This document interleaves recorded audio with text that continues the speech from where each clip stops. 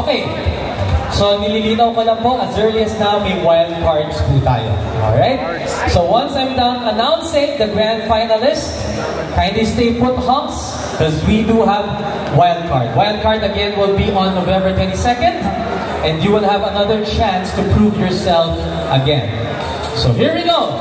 Pasok na po sa grand finals, si Hunk number 1.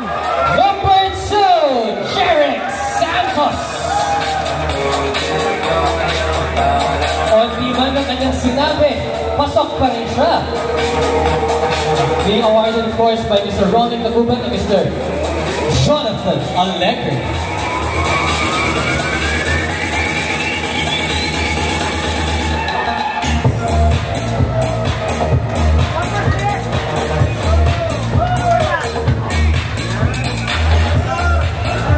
Joining Jeric is Hunk number.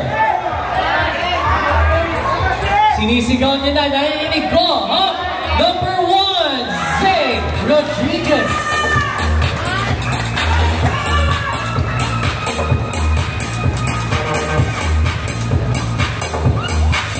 Ilang malaki ang tattoo niya, malaki pa ang chance niya may uwi ang corona.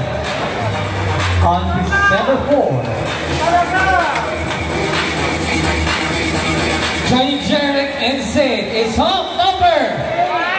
Narinig ko. Number 5, Axel Rodriguez.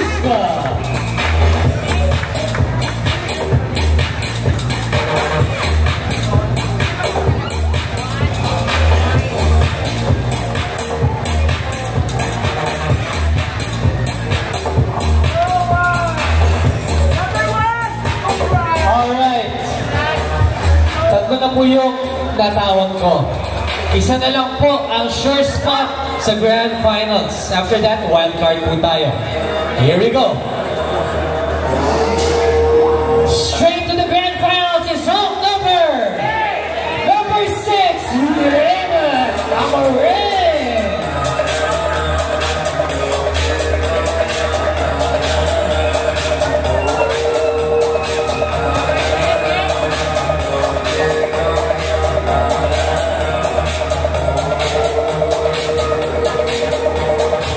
Siya, sir, nung set, ngayon nakita ko nakatayo. Si siya.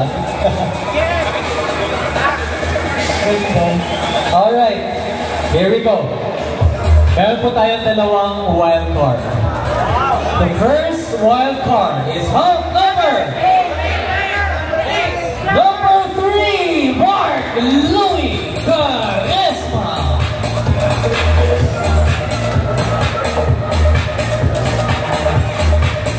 Kaboom! Magkikita ulit tayo sa elimination round sa wild card. Alright. Unfortunately, isa na lang po ang tatawagin ko for our wild card. To the other Hunks po, congratulations sa inyo. Tuloy-tuloy lang ang journey. I'll see you again on November 22nd. Hunk number 7, Jesse Estrada.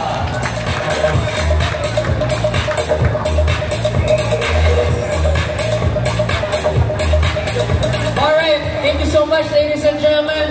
Here we go, our grand finalists and our wild cards. Magkita-kita ulit tayo sa susunod na linggo. Pahinga mo muna tayo next week. After that, balik tayo on the 8th elimination round of the hottest and most anticipated pageant in the Metro.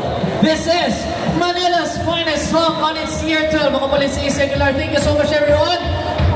Magpahinga po on our whole All Souls Day.